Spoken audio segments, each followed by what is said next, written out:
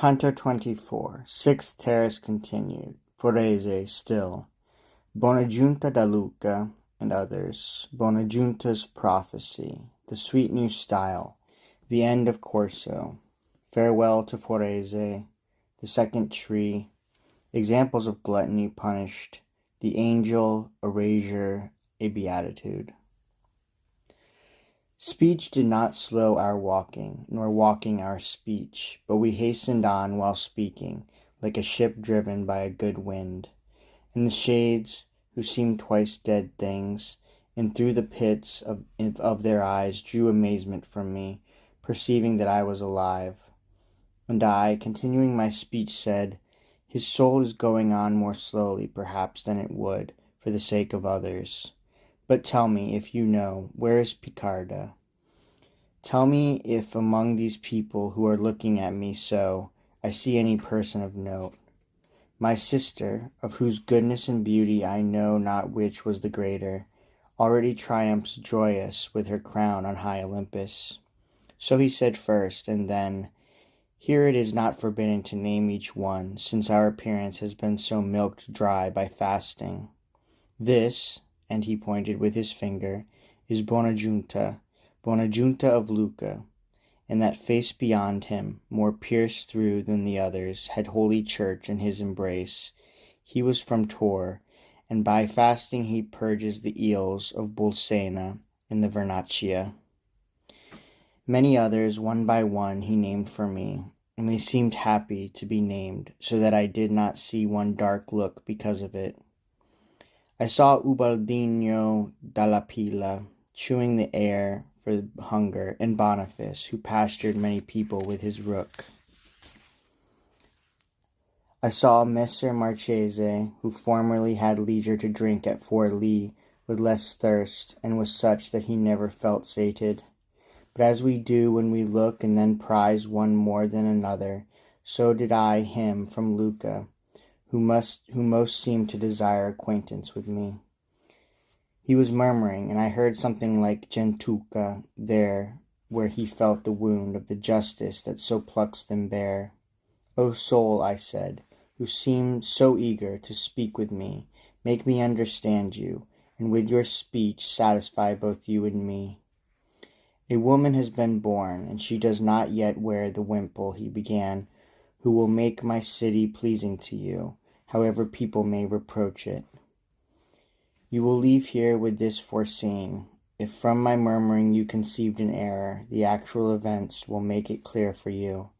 But tell me if I see here the one who drew forth the new rhymes, beginning, 'Ladies who have intellect of love,' and I to him, 'I in myself am one who, when love breathes within me, take note, and to that measure which he dictates within, I go signifying.'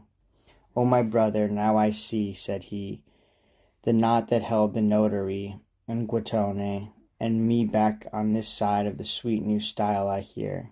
I see well how your pens follow close behind him who dictates, which with ours certainly did not happen. And whoever most sets himself to looking further will not see any other difference between the one style and the other.' And, as if satisfied, he fell silent. As the birds that winter along the Nile sometimes flock in the air, and then fly with more haste, forming a line, so all the people who were there, turning their faces, hastened their pace, made light by both leanness and desire.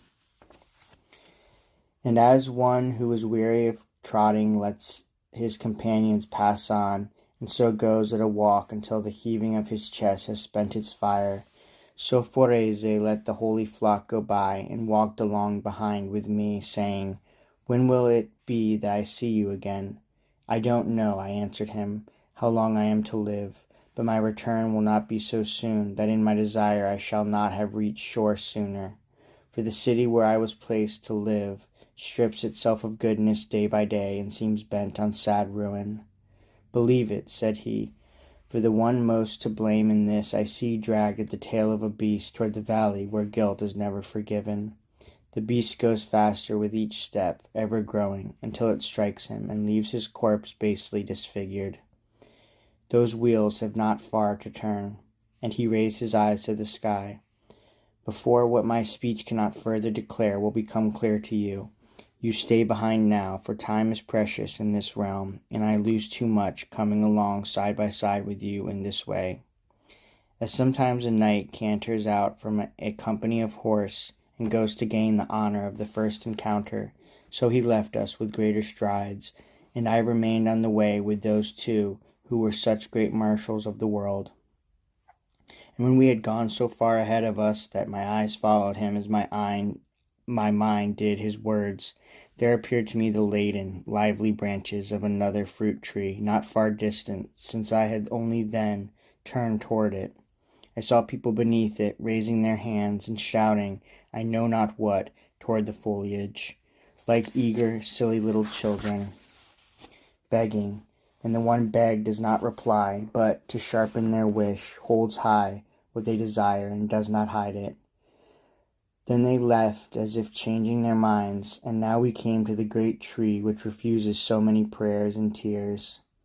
Past further on, without drawing near, there is a tree further up that was bitten by Eve, and this plant derives from it. So spoke I know not who among the branches, and therefore Virgil and Statius and I, drawing together, walked past on the side that rises. Remember, it was saying, the cursed ones formed in the clouds, who gorged, fought against Theseus with their double breasts, and the Hebrews who were so indulgent in drinking that Gideon would not take them as comrades when he went down the hills toward Midian. So, close against one of the two borders, we passed on, hearing sins of gluttony followed of yore by wretched earnings. Then, freed into the empty road, a good 1,000 paces and more carried us further, each of us meditating without a word.